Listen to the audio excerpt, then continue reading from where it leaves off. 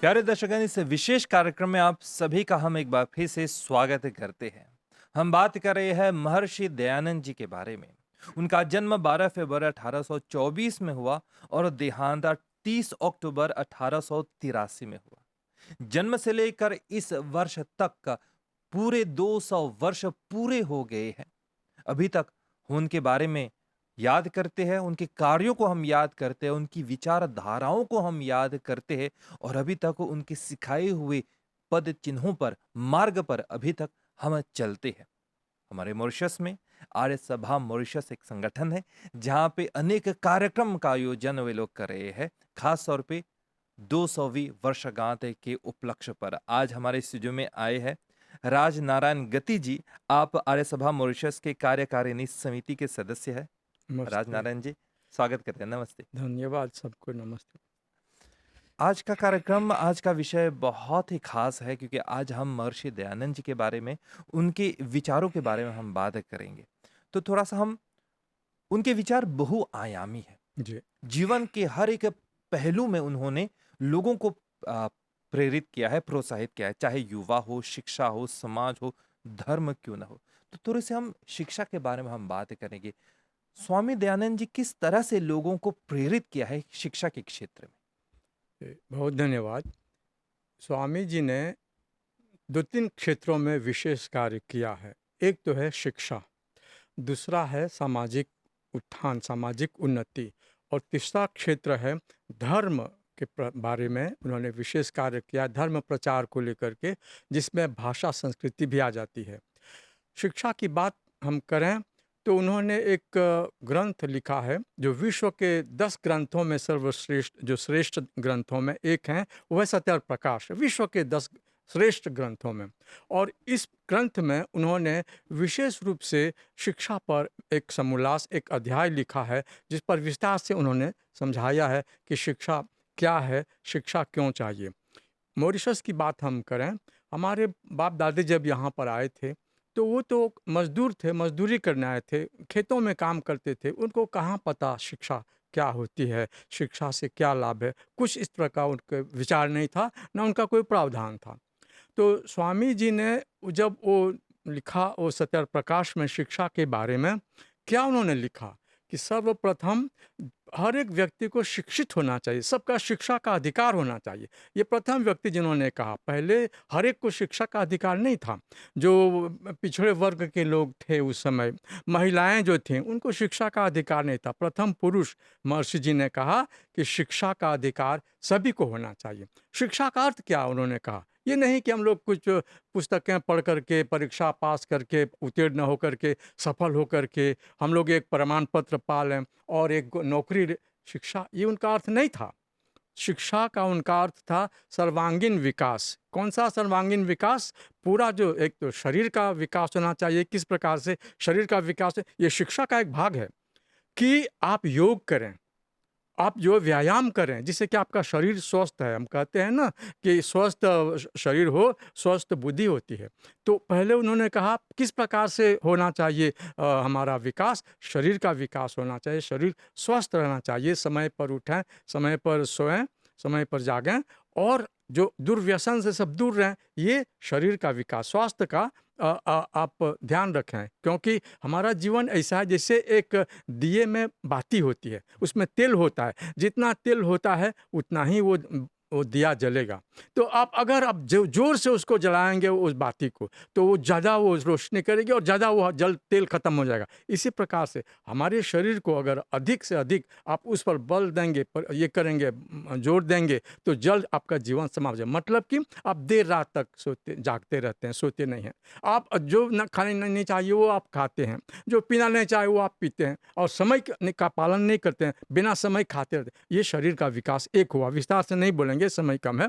तो एक ये लिखा, क्या शिक्षा का अर्थ क्या है? शारीरिक विकास, फिर मानसिक विकास, जो जो है अपने हृदय, अपने मन का विकास होना चाहिए। बौद्धिक विकास जिसको हम बोलते हैं कि पढ़ो लिखो, क्या पढ़ो लिखो, ये जो है जिससे कि जो उन्नति हो, प्रगति हो, विकास हो, जो है आप जो है जीवन में जो विकसित हो सकें, आप जीवन में ऊपर उठ सकें, इस प्रकार से वो आपकी मानसिक विकास हो, आपका मानसिक विकास होना चाहिए। और तीसरी बात, आध्यात्म जो आत्मिक विकास है, आत्मा, ये शरीर का एक अभिन्न हमारा अंग है, और बिना आत्मा के विकास के शिक्षा पूरी नहीं होती है। तो इन सब बातों पर उन्होंने जो प्रकाश डाला सत्यार प्रकाश में, कि हमको तो धर्म का ज्ञान होना चाहिए, धर्म ज्ञान के बिना शिक्षा अधूरी है, समझ गए ना। और फिर शारीरिक विकास के बिना शिक्षा अधूरी है। इसीलिए आप देखते हैं, पता नहीं अभी को मुझे पता नहीं है, हम लोग जब बच्चे थे तो हम लोगों को जो फिजिकल अभी भी होता है, physical exercise, physical education, physical instructor होता है। क्यों होता है? क्योंकि आपके शरीर का ये एक बात हो गई कि किस प्रकार से शिक्षा किसको कहते हैं। उन्होंने ये कहा कि सबको जो शिक्षा का अधिकार होना चाहिए। दूसरी बात, प्रथम पुरुष जिन्होंने कहा कि जो बच्चे को अगर 5 वर्ष हो जाते हैं, 6 वर्ष हो जाते हैं, अनिवार्य रूप से उसको शिक्षा प्रदान करनी चाहिए। जो माता-पिता अपने बच्चे को शिक्षा का ध्यान नहीं देते, वो उनके दुश्मन है। इस प्रकार से उन्होंने लिखा उसमें कि जो माता-पिता शिक्षा पर ध्यान नहीं देते हैं बच्चों को, वो तो है उनके दुश्मन। इसीलिए आप कपड़े, लत्ते, गहने ये सब वो अलग रखें, वो अलग बात। शिक्षा जो असली उनका गहना है, जो ज़ेवर है, वो शिक्षा है। तो इस प्रकार से शिक्षा पर उन्होंने बल दिया, और आगे चल कर के इन्हीं सब विचारों को, इन्हीं सब सिद्धांतों को संयुक्त राष्ट्र संघ ने, यूनेस्को ने लिया, और वहाँ पर कहा कि सबको शिक्षा का अधिकार होना चाहिए। विश्व भर में जो उनके जो संलग्न हैं, जो उनके सदस्य हैं, सब लोगों को कहा कि शिक्षा अनिवार्य, एक्सेस टू एजुकेशन, सभी के लिए शिक्षा का अधिकार होना चाहिए। मॉरिशस में भी यही बात है। आप देखेंगे यहाँ पर भी शिक्षा पर कितना बल दिया गया। हमारे जो पूर्वज आए थे गरीब थे, लेकिन शिक्षा पर बल दिया ताकि उनके बच्चे उनकी तरह दुख न सहें। तो ये एक बात हो गई जो है स्वामी जी ने शिक्षा के बारे में जो कार्य किया। आगे बढ़ने से हाँ, हाँ, पहले जी, राजनारायण जी, जी, एक प्रश्न के जी, साथ, जी, बहुत ही आम, बहुत ही साधारण प्रश्न है। जिस तरह से महर्षि दयानंद जी ने शिक्षा पर बल दिया, बहुत ही सुखद बात है। लेकिन आज के आधुनिक युग में जहाँ पे तनाव अधिक है, हम काम करते हैं 9 से 5 बजे तक, देर रात तक कई कई लोग काम करते हैं। तो ऐसी स्थिति में सर्वांगीण विकास की ओर ध्यान देना काफ़ी मुश्किल होता है। तो उनकी सार्थकता के बारे में हम पूछना चाहेंगे। नहीं, ये बहुत सहज है। जिस तरह से हमने आरंभ में कहा कि हमारे बच्चों को आप योग कराएँ। ऐसा नहीं है कि योग केवल कसरत है, शारीरिक जो है व्यायाम है, नहीं, वो ध्यान है। तो इस प्रकार से वो तनाव वो सब दूर हो जाता है। बचपन से लेकर के आपको योग के लिए प्रावधान है।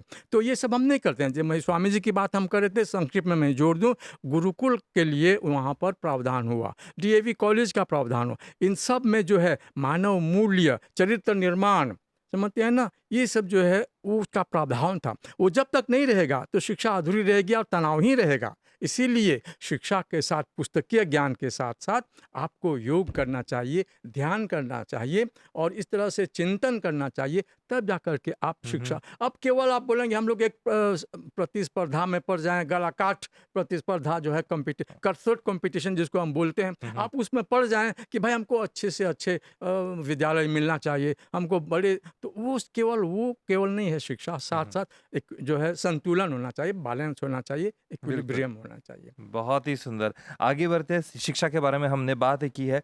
अब उनका जो विचारधारा है समाज को लेकर, समाज के उत्थान को लेकर, इसके बारे में थोड़ा-सा बताएँ? शिक्षा और समाज जो है आज देखिए हम लोगों को अति आवश्यक है। हर एक माता-पिता की मैं बात कर रहा हूँ, हर एक व्यक्ति की मैं बात कर रहा हूँ, हर एक समाज संस्था की बात मैं कर रहा हूँ, सोसाइटी जिसको हम बोलते हैं, जो ऑर्गेनाइज़ेशन, जो संगठन है। शिक्षा जब हम बात करते हैं तो सबसे आवश्यक है उसमें कि जो चरित्र का निर्माण होना चाहिए। जिस शिक्षा पद्धति में चरित्र का निर्माण नहीं है, वो शिक्षा नहीं कहलाती। इसीलिए आप देखेंगे सरकार बहुत बल देती है, हम लोगों को सहयोग करती है, संस्थाओं को सहायता देती है कि आप लोग लीजिए, आप साधन, आप आर्थिक सहायता, फाइनेंशियल सपोर्ट लीजिए, और आप लोग जो बैठका है, मंदिर हैं, शिवालय है, जो भी है, जहाँ पर भी है, आप शिक्षा का प्रावधान कीजिए। वहाँ पर बच्चों को बताइए जो अपूर्ण है, जो उनको पूरा नहीं मिलता, जो शेष रह जाता है, क्या है? वो चरित्र का निर्माण होगा। और जो मोरल वैल्यूज़ जिसको हम बोलते हैं, मोरल एजुकेशन है, वहाँ पर हम लोग जब बच्चे थे तब जाते थे बैठका में। बचपन से जब मैं पढ़ रहा था बैठका में, मंदिर में, आर्य मंदिर में, तो ये सब प्रथम बातें थी कि क्या होता है सत्य, क्या होता है आदर, क्या होती है उदारता।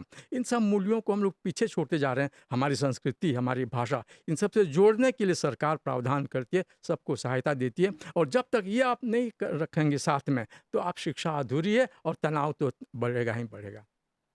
बहुत ही सुंदर शिक्षा के बारे में और समाज के बारे में उन्होंने अपना विचार दिया, बल दिया। धर्म के बारे में हम पूछना चाहेंगे, किस तरह से लोगों को प्रोत्साहित करें धर्म में सम्मिलित होने के लिए? स्वामी दयानंद जी के किस तरह के विचार थे? देखिए, धर्म की बात हम जब करते हैं, तो कोई भी हम काम करें, कोई भी विचार रखें, कोई भी चीज़ रखें, हमको जो है आरंभ तक जाना चाहिए। जहाँ जो स्रोत है, जो स्प्रिंग है, जो शुरुआत है, वो क्या है? हम जो भारतीय मूल के लोग यहाँ पर आए हैं या भारत में भी जो बसे हैं, हमारा मूल, हमारा स्रोत, वेयर इज़ आवर ओरिजिन, हमारा सोर्स कहाँ है? तो जो ऋग्वेद है, जो वेद हैं, वो संसार के सबसे पुराने ग्रंथ हैं। पहला वो प्रथम पुस्तक जो आपको मिलेगी विश्व के जो पुस्तकालय हैं, वो है वेद। वो हमारा सोर्स है, वो हमारा ओरिजिन है। वहाँ पर आपको किस प्रकार से धर्म का प्रचार होना चाहिए कि एक परमात्मा हो। आप उसको याद करें, वो हमारे पिता हैं और वो सबके पिता हैं। ये केवल हिंदू के लिए नहीं, केवल भारत के लिए नहीं, केवल मॉरिशस के लिए, सब मानव के लिए वो एकमात्र पिता। और उन्होंने कहा सब हम लोग भाई बहन हैं, वी आर ऑल ब्रदर्स, कि हमारे एक पिता हैं और हम सब उनकी संतानें हैं। ये धर्म का उन्होंने ये किया। कोई नया धर्म उन्होंने नहीं प्रचलित हुँ, किया, हुँ। कोई चलाया कि हम आर्य समाज आ गया है, हम एक नया धर्म चलाते हैं। नहीं, उन्होंने कहा कि जो हमारा स्रोत है वहाँ चलिए।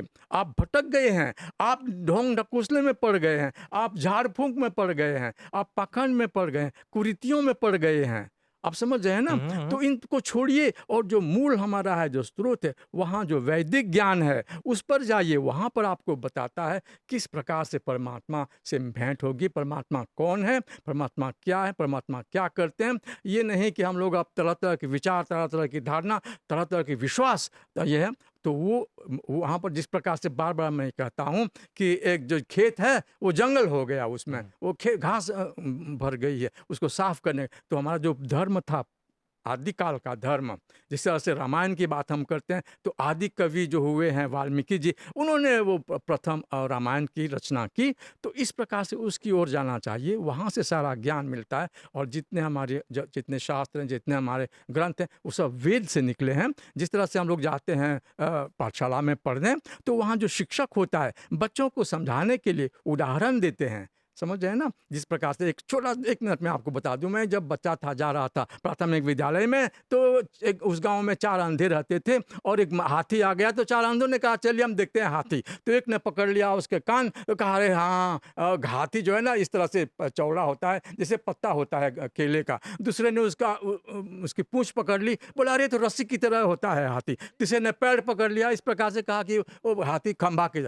इसी प्रकार से धर्म के बारे में पढ़ना चाहिए, जानना चाहिए, सुनना चाहिए। ये नहीं कि हम जो जो हैं जो बस ऐसे सुनी सुनाई बात को लेकर के तो इस तरह से धर्म के बारे में जब हम पढ़ेंगे नहीं, जानेंगे नहीं, वही हो जाएगा कि कोई बोल देगा हाँ धर्म ये इस तरह से है, कोई बोलेगा धर्म ऐसा है। जब तक वो स्रोत में नहीं जाएंगे, वो जो है कि किस प्रकार से एक परमात्मा है, निराकार है, वो हर प्रकार हर जगह वो उपस्थित है। धर्म का प्रचार किस प्रकार से होना चाहिए, यज्ञ करना चाहिए, सबसे आदर करना चाहिए, सबकी इज्जत करनी चाहिए, सब धर्मों को उसका सम्मान होना चाहिए। ये उनका जो उद्देश्य था धर्म का। वाक़ई आपने कहा कि महर्षि दयानंद के जो जीवन है, उनके विचार जो है उनको बहुआयामी है। अनेक विषय हम ले सकते हैं उनके बारे में बात जी, करने के लिए, समय सीमा के कारण हम यहाँ पे रोक जी, रहे हैं। जी। लेकिन इन सभी विचारों के लिए गुरुजी बहुत-बहुत धन्यवाद। धन्यवाद आपको और दर्शकों को जिन्होंने हमारे कार्यक्रम को देखा और आप लोगों ने अवसर दिया यहाँ आकर के 2 शब्द कहने के लिए। बहुत-बहुत धन्यवाद। नमस्ते। वाक़ई दर्शकगण, महर्षि दयानंद के जीवन जो है प्रेरित जीवन है, लोगों को प्रेरणा उनका जीवन देता है किस तरह से अपना जीवन व्यतीत करना चाहिए सही मायने में मानव बनकर, मनुष्य बनकर। तो let's go back to our Vedas, let's go back to our roots, उनका मोटो है। तो आप लोग साथ देते रहिए, एक और कार्यक्रम के साथ आप लोगों से हमारी भेंट होगी। तब तक हमारी ओर से नमस्ते।